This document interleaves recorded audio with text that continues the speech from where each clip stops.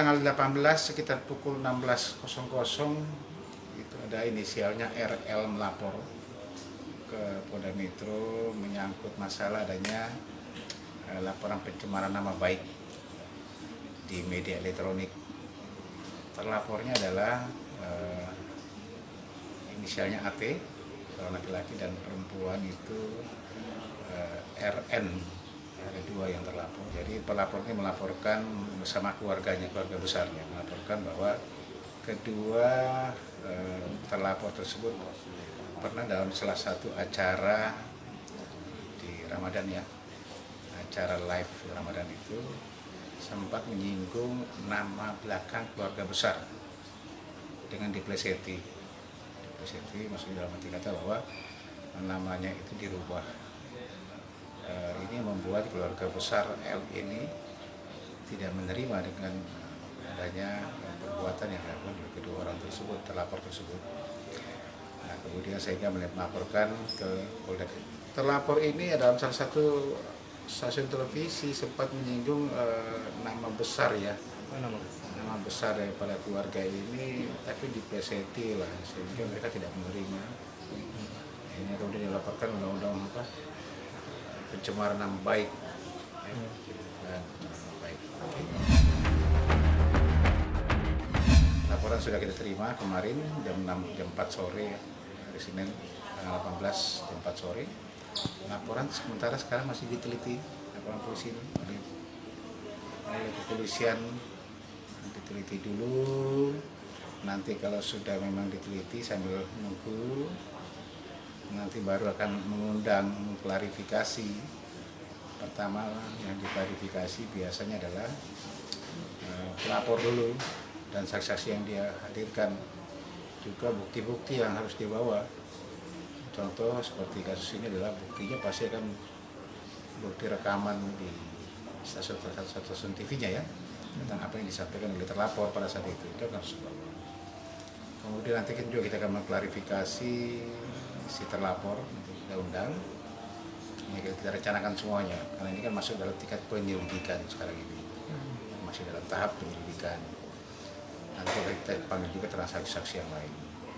Nah, kalau sudah lengkap nanti semuanya, baru kita akan gelar perkara untuk bisa menentukan apakah ini memang memenuhi unsur-unsur pasal yang dipersangkakan, dalam hal ini pasal pencemaran nama baik, pasal 27 ayat 3 yaitu pasal 45 di Undang-Undang ITE, ya.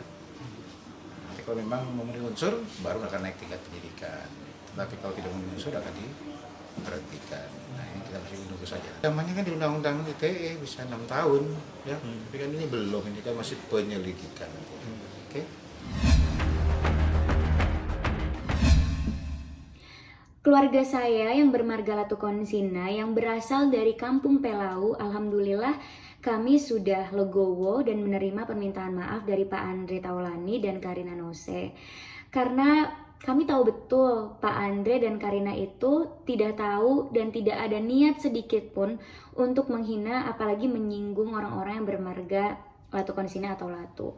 Mereka pun tidak tahu kalau Latukonsina itu adalah marga yang sakral untuk kami. Jadi kejadian ini adalah pure ketidaksengajaan, pure ketidaktahuan mereka atas marga bernama Latukonsina. Dan saya sendiri, saya kenal sama Pak Andre, saya kenal dekat sama Karina, jadi saya tahu sekali mereka sama sekali tidak ada niat apapun. Memang mereka benar-benar tidak sengaja dan tidak tahu. Jadi kami semua dan saya tidak masalah dan sudah memaafkan atas kejadian ini.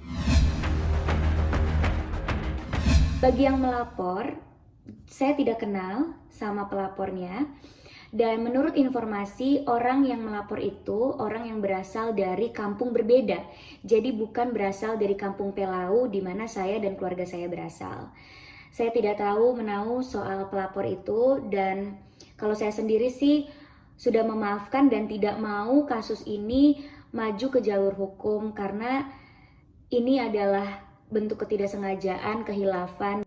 Ini adalah bulan suci Ramadan di mana kita harusnya bisa saling memaafkan, karena Allah saja, Tuhan, bisa memaafkan kita semua, Maha Pemaaf. Masa kita sebagai manusia yang tempatnya salah, tempatnya dosa, tidak bisa memaafkan satu sama lain. Jadi saya mohon sekali untuk tidak usah membesar-besarkan masalah ini, karena yang bersangkutan juga sudah meminta maaf, dan baiknya di bulan suci Ramadan ini kita bisa saling memaafkan, apalagi bangsa kita sedang sama-sama menghadapi COVID-19. Jadi lebih baik kita bisa fokus sama hal yang lebih harus diperhatikan lagi. Terima kasih.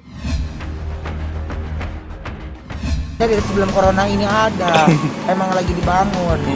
Emang semuanya kan plan ini kan dari sebelum corona memang udah ada, jadi ya karena memang udah harus pindah ya harus pindah. Kan? Kenapa? Pindah memang udah direncanakan dari tahun kemarin. Kenapa? Kan renov dulu, ini dulu itu kan panjang prosesnya. Kalau Sama itu udah mau transaksi udah laku, saya harus pindahin rumah lagi.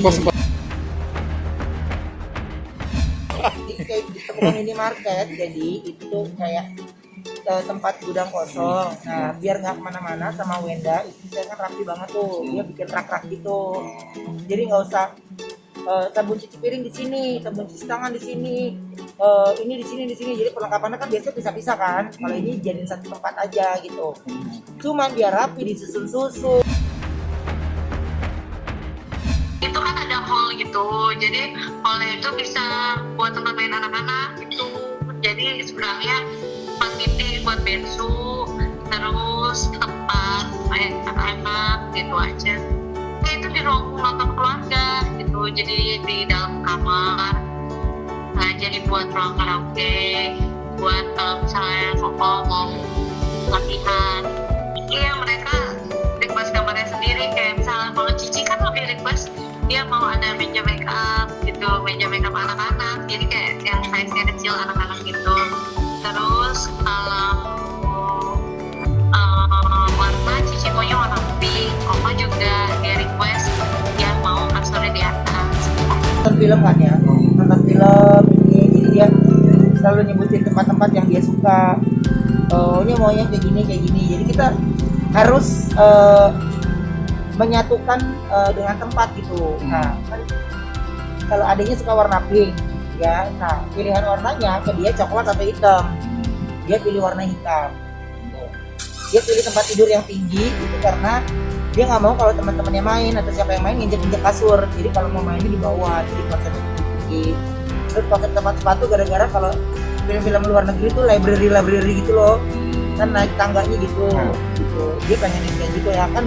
Dia bukunya juga nggak banyak banget kan, jadi kita bikinin kayak gitu tapi jadi cepat sekali. Beda. Kalau dia main dulu kan, dia kan belum bisa di sana, jadi dia ngerasain masalah apa. Tapi kalau dia masalah dia ngerasain banyak sih macam-macam.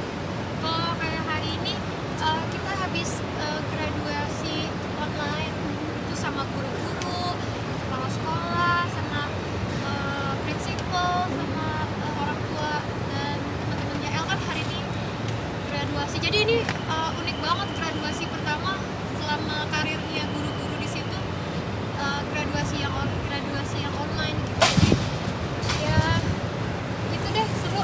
Ya kadang aku juga sekarang kan suka berkebun, terus suka apa ya, masih ya gitu deh, masih ngurusin bisnis juga, jadi tiap hari dia main ke biasa buat nonton, baca buku.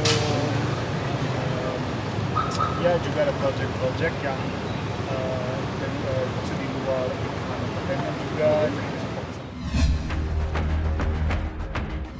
diajak berkebun paling dia bantuin aku, terus kayak misalnya suka bantuin ngambil peralatan yang aku butuhin gitu, terus suka nemenin juga kalau kayak pas aku lagi seru banget sih. Jadi ini hal baru banget gitu kan, dulu nggak pernah berkebun gitu, terus kayak sekarang bisa berkebun. Terus kata El bareng, mama rumahnya kayak hutan sekarang. Gara-gara beli pohon dulu gitu, buat nanam-nanam gitu. Ya udah gitu sih paling seru-seru. Terus El bareng juga kadang-kadang bantuin siram pohon gitu, jadi dia kayak ngambil selang tiba-tiba dia siram pohon gitu. Udah gitu